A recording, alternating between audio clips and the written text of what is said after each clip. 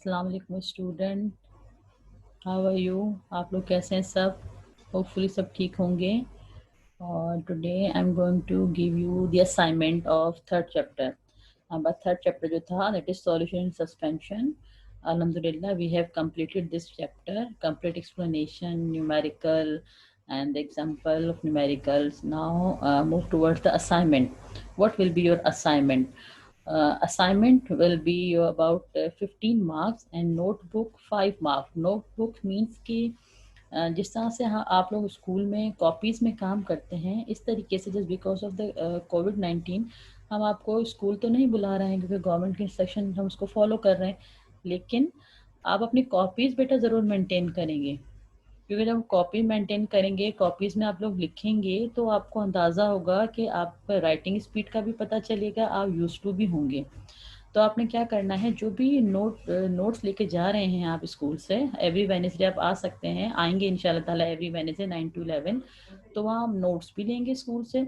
उन नोट्स को as it is अपनी कॉपी में उतार लेना है, because in your 9th class, हमारी 9th क्लास में क्या होता है कि हम क्वेश्चन आंसर्स क्लास में तो हम आपको करवा देते हैं, लेकिन नोट्स इसी तरह से दी जाता है। अपने कोचिंग सेंटर्स के नोट्स देखो इसी तरीके से, क्योंकि आपको टॉपिक क्लियर होना चाहिए, आपको पता होना चाहिए कि इस टॉपिक में से कुछ भी आपसे पूछा जा सकता है। तो उससे ज़रूरी नहीं है कि 6 to 8 की तरह से एक ही सवाल होता है वही मिस पूछेंगी एग्जाम में।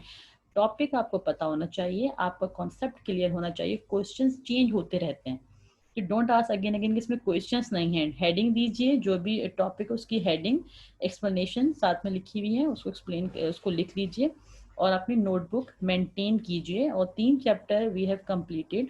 तो 3 चैप्टर की जो है वो नोटबुक यानी आपका रजिस्टर जो है वो कंप्लीट होना चाहिए। इंडिविजुअली उसके 5 मार्क्स हैं हर चैप्टर के। पहला चैप्टर का नोटबुक कंप्लीट करेंगे 5 मार्क्स, सेकंड का 5, इस तरह से हमारे पास जो टोटल असाइनमेंट है वो पहले चैप्टर का 20 मार्क्स का, सेकंड चैप्टर का 20 मार्क्स का, थर्ड चैप्टर का 20, तरह से। तो थर्ड चैप्टर का अगर हम बात करें तो आपको जो असाइनमेंट अभी देने वाली हूँ आपको, इट विल कंटेन 15 मार्क्स।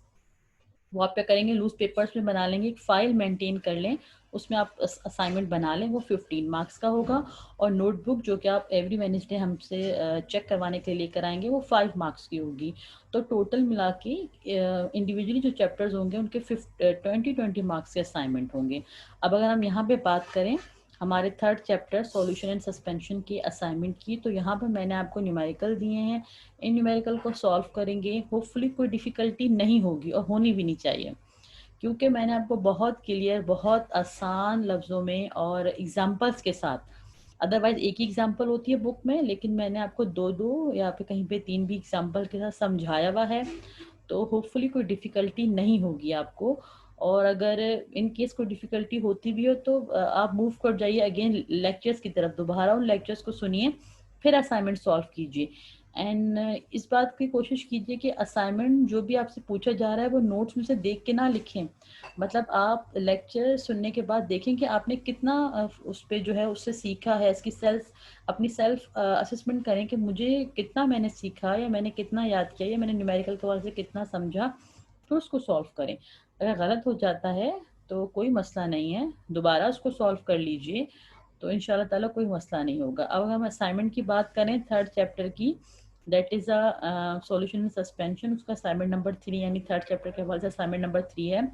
पहला क्वेश्चन है, what is molarity of a solution containing 0.32 moles of NaCl, NaCl को हम सोडियम क्लोराइड कहते हैं, इन 3.4 लीटर्स। क्या क्वेश्चन है, what is the molarity of a solution containing 0.32 moles of sodium chloride in 3.4 liters? This is your first question, ये आपका पहला question है। अगेन क्या करेंगे, एक ही बार बता देती हूँ तमाम न्यूमेरिकल के लिए, आपने डेटा बनाना है, सॉल्यूशन की हेडिंग देंगे, सबसे पहले डेटा बनाएंगे, डेटा बनाने के बाद फॉर्मूला लिखेंगे, फॉर्मूलेस में वैल्यूज पुट करेंगे, कैलकुलेट करेंगे, देन आंसर, जिस तरीके से आपको मैंने समझाया है स्लाइड्स में। इसी तरीके से आपने न्यूमेरिकल को सॉल्व करना है। मुझे डायरेक्ट आंसर नहीं चाहिए किसी भी न्यूमेरिकल का। आप लोग कमेंट सेक्शन में, अच्छा असाइनमेंट कमेंट सेक्शन में तो हम डिस्कस नहीं कर सकते, लेकिन आपने अपने असाइनमेंट के जो पेजेस हैं उसमें पूरा डेटा बनाना है, सॉल्यूशन की हेडिंग लिखनी है, फॉर्मूला देना है, उसके बाद वैल्यूज पुट करनी है। So in this way you can solve your assignment. What will be your first question of assignment number 3? What is the molarity of a solution containing 0.3 moles of sodium chloride in 3.4 liters? नाम से जाहिर है molarity का question, इसको solve कर लेंगे। Question number 2, a solution of sodium hydroxide, it is NaOH, it's called sodium hydroxide, was prepared by dissolving 1.6 gram of sodium hydroxide in 500 centimeter cube of water. Calculate molarity of sodium hydroxide solution. अब यहाँ पे हैं तो दोनों ही molarity के solution, but दोनों दो दो तरीके से मैं समझा चुकी हूँ। ये वाला क्वेश्चन फर्स्ट वाला आएगा तो किस तरह से सॉल्व करेंगे, सेकंड वाला आएगा तो किस तरह से सॉल्व करेंगे। डोंट आस्क अगेन अगेन कि न्यूमेरिकल कैसे होगा, न्यूमेरिकल सारी चीजें लेक्चर में मौजूद हैं। What will be your question number 2? A solution of NaOH was prepared by dissolving. हम एक सॉल्यूशन बना रहे हैं सोडियम हाइड्रोक्साइड का। क्या डिजोल्व करें उसमें? 1.6 gram of sodium hydroxide. Volume कितना है? 500 centimetre cube of water. Calculate the molarity of a sodium hydroxide solution. एक क्वेश्चन जो आप लोग पूछ सकते हैं कि मिस हमें नहीं पता सोडियम हाइड्रोक्साइड का, हम इनका फॉर्मूला मास किस तरह से, ग्राम फॉर्मूला मास किस तरह से फाइंड आउट करेंगे। तो मैंने आपको यहाँ पे सोडियम का एटॉमिक मास 23 है, ऑक्सीजन का 16 है, हाइड्रोजन का 1 है। क्योंकि फर्स्ट एंड सेकंड क्वेश्चन में सोडियम हाइड्रोक्साइड ही यूज हो रहा है, तो इस वजह से मैंने यहाँ पर दोनों के, सोडियम के, ऑक्सीजन के और हाइड्रोजन के एक ही मरतबा लिख दिए। तो आप फर्स्ट क्वेश्चन में भी सेकंड क्वेश्चन में भी इसको यूज करते हुए you can find out the graph formula मास। अगर और भी अगर आपको मतलब समझना है कि कहाँ से किस तरह, पेज बुक के पेज नंबर 64 पे जो है वो तमाम एलिमेंट्स और उनके जो है वो मासेस दिए गए हैं, लेकिन वो फिलहाल आप लोगों के लिए ज़रूरी नहीं है। वो हम फोर्थ चैप्टर में यानी सेकंड टर्म में डिस्कस करेंगे इंशाल्लाह ताला। यहाँ पर सोडियम का एटॉमिक मास 23 है, ऑक्सीजन 16 है एंड हाइड्रोजन 1 है। तो आप इसका graph formula mass find out कर लेंगे, then you will calculate the molarity. दो क्वेश्चन जो हो गए। थर्ड क्वेश्चन पे आइए। 6.45 gram of potassium chloride KCl, K potassium, Cl chlorine, potassium chloride, 6.45 gram of potassium chloride was dissolve in 500 gram of water. Calculate the molality of a solution. यहाँ पे हमें क्या कह रहे हैं कि क्या फाइंड आउट करना है आपने?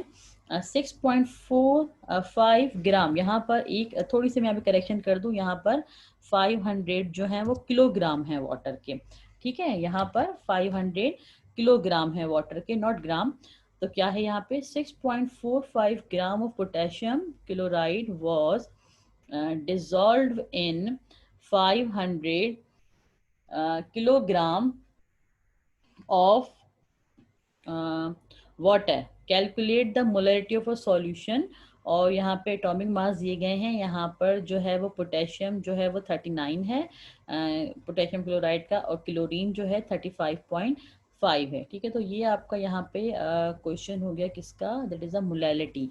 क्या है? 6.45 gram of potassium chloride was dissolved in 500 kilogram of water. Calculate the molarity of a solution. Atomic mass potassium का 39 है, क्लोरीन का 35.5 है। अब यहाँ पे एक और आ जाइए क्वेश्चन पे कि calculate the mole fraction. Mole fraction की न्यूमेरिकल भी हम कर चुके हैं। Calculate the mole fraction of each component in a solution of 2 moles of ethyl alcohol and 4 moles of water।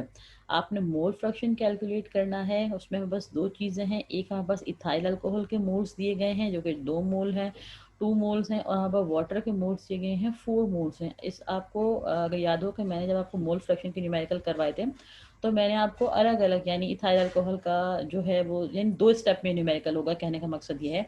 तो आप इसको इथाइल अल्कोहल की भी मोल फ्रैक्शन फाइंड आउट करेंगे एंड वाटर की भी मोल फ्रैक्शन फाइंड आउट करेंगे।